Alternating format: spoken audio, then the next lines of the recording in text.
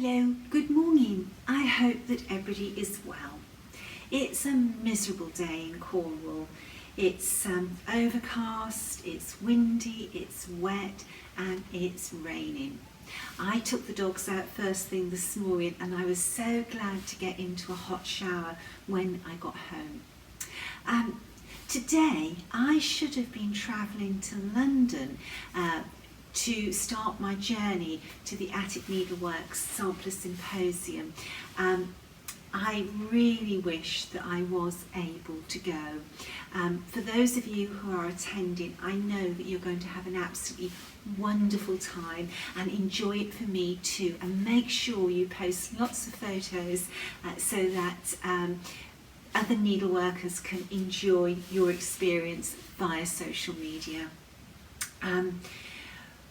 What's been happening this week? Well, in my video last week, it was famous last words. I said that I was going to finish Mrs. Campbell by the weekend.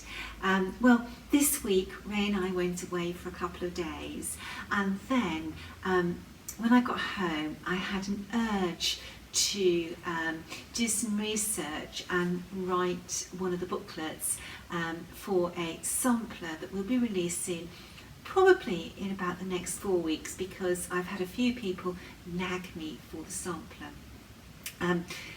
But I've also been very busy starting to put things together for the workshop that I'm going to be giving in early October at Hobby House Needleworks, and it's going to be a really lovely time. Kathy and David are putting so much thought and effort into making this workshop a really wonderful experience. I'm getting really excited. Yesterday I was doing some research on the sampler, and the sampler is a Scottish sampler. So I was talking to Leslie Durst last night, and Leslie, you know, if you need to know anything about a Scottish sampler, Leslie is the person to go to. Her collection of Scottish samplers, you know, it's unrivaled. You know, it's the greatest collection of Scottish samplers in the world. And Leslie is always so generous with information about her samplers.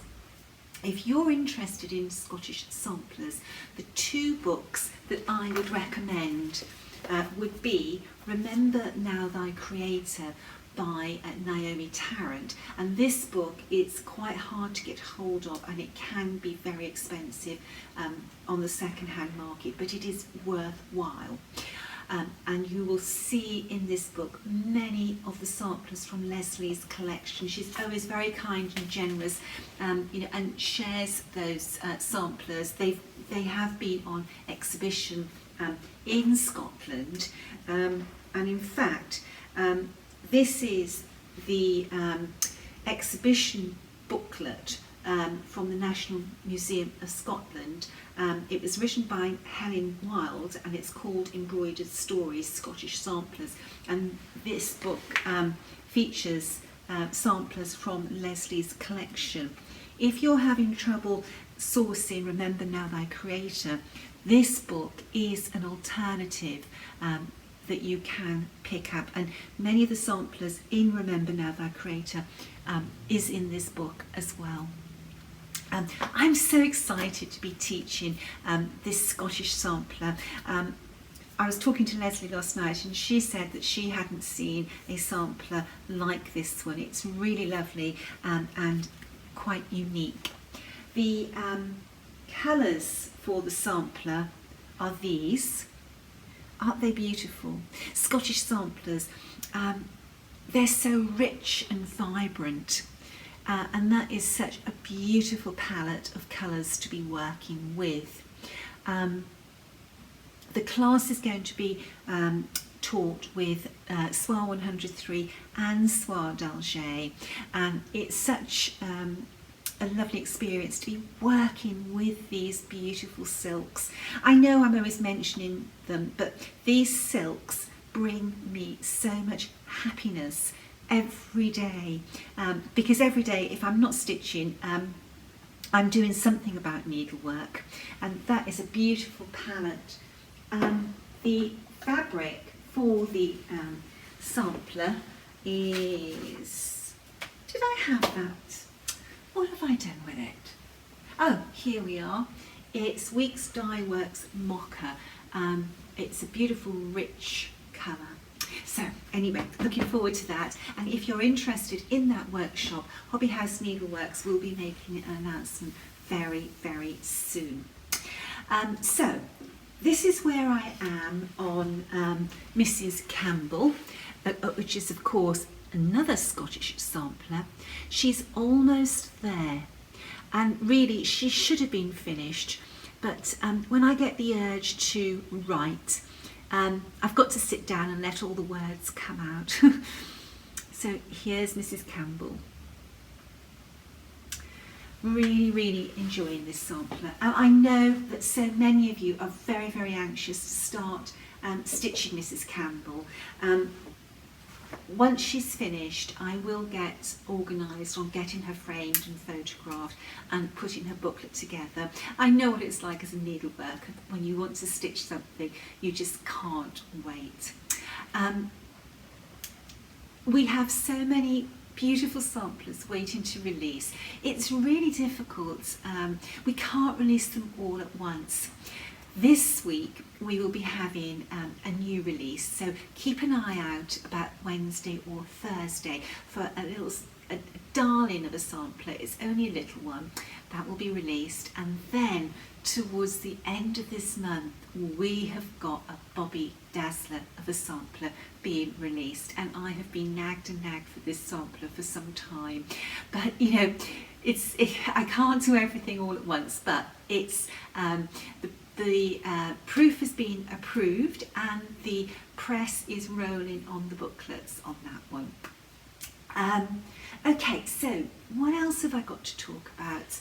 Well, it was lovely to see that Alice Williams, the original sampler of this reproduction, had arrived with Carrie, and Carrie shared a photograph of the original Alice Williams alongside her stitched sampler, and you know, as I said in my last video, it's really, really lovely to have an original and a reproduction side by side. It causes so much interest with visitors to your home when they see that. We saw a beautiful finish of Annie Morris this week. Laurie has finished Annie and she shared a photograph with us. We love seeing your progress and your finishes of hat samplers on the internet. It really is lovely to see. In the last video I did say that we were having booklets on the Tuesday and the Friday for Mary Snow, which we did, and guess what? They're all gone again. I cannot keep up with orders for Mary Snow. She is such a beautiful sampler. I should have more booklets either Tuesday or Wednesday this week. I put an order through and my printers have promised me they're going to try their very, very best. There must be a huge number of people stitching Mary. A friend of mine actually messaged me over the last few days to say that she knows a little, well, not a little, a woman that's called Mary Snow. If Mary doesn't stitch, somebody ought to stitch Mary Snow for her. The Rose and the Giant Peach. I've sold out of the booklets for this little sampler. I have more coming, and as soon as they arrive, hopefully on Tuesday or Wednesday, I will start fulfilling orders again. This is, I don't know, there's something so endearing about this sampler, and it's been lovely seeing some finishes being shared on social media. This morning, I logged on to social media and Michael had posted some progress photos of this sampler, and there was just something about his close-up. It was as if you were looking right into the soul of this sampler, and Michael very kindly has given me permission to share his photograph with you. There have been some really beautiful finishes of this sampler. It just fills my heart with so much joy to see. What else have I got to talk about? Well, I'm a bit disorganised today. I haven't felt very well over the last 48 hours. I have tested several times for COVID and I am absolutely negative. I think the problem is that at the moment we're on such high alert that every sort of like little twinge or snuffle, you think COVID. But there we are, I am clear. I received a sampler this week, and in fact I only opened this sampler just before this video started, and I haven't had a chance to study the sampler, but I'm really looking forward to reproducing this sampler. I think the layout of the sampler and the colours are really beautiful. There's something very harmonious about this sampler, and I love the reds and those blues. I think that this sampler will hang very nicely with other samplers in the hats portfolio. I had a quick look at the back of the sampler. I love seeing the backs, and as you can see, there really is no colour loss on this sampler. I don't know when I'll get to her, but I really do hope to get this one reproduced. I had a question asked of me in the week by a needleworker, and I said that I would cover a response in this floss tube. The lady said that she's preparing to stitch Maria, which is our beautiful Italian sampler. And she said, she is such a big girl and I stitch in hand. I have considered trying a stitch frame, but wondered how the model stitcher stitched this gorgeous sampler. Did she use a hoop or maybe a Millennium stitch frame? Any advice you might have on how to handle this wide amount of linen would be helpful. The model stitcher stitched her Maria on a Millennium frame.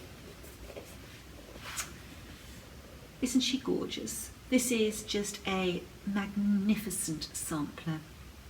And I myself use a Millennium frame and the Millennium frame stand.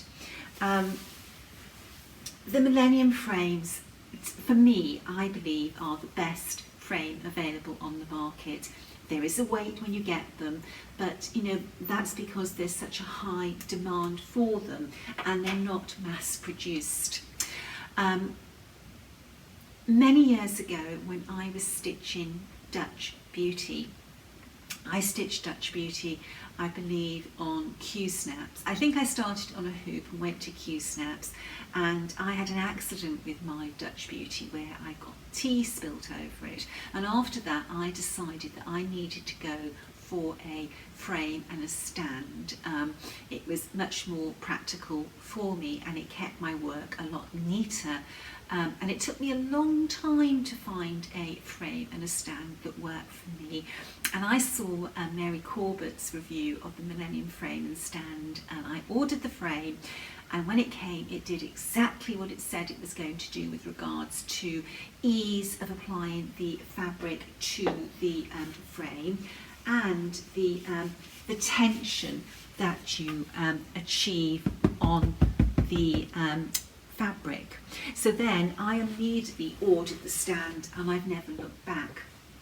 I do stitch using a hoop when I am stitching on the go. So if I was flying, I would have a hoop with me and I would be stitching with a hoop. I've never been somebody who stitches in hand, so I'm probably not the best person to ask, but I do have a little tip that I can share with you.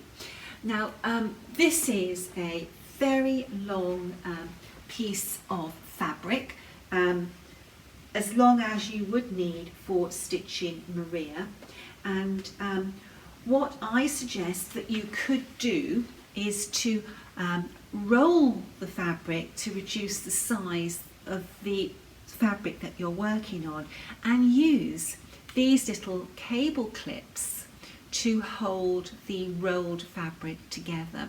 If you scrunch something up, it takes up much more room. If you can neatly roll up the fabric, it's a lot less bulky and easier to work with. These cable clips, they are very lightweight. They come in different lengths and they come in packs. All of these, how many have I got? 2, 4, 6, 7, maybe I've lost one. They all came in one pack, and you buy them off Amazon, and they are just called magnetic cable ties. They're not very heavy, so it sort of keeps the weight of the fabric. So, you know, you could work in hand by using these cable ties. It always surprises me that when you think out of the box, how many products that you can find that were designed for another purpose that you can adapt for needlework. If anybody else has some suggestions of how they would handle a big bulk of fabric when working in hand, please post your comments on this video. We all learn from each other, and it's really great to be able to share tips and tricks with each other.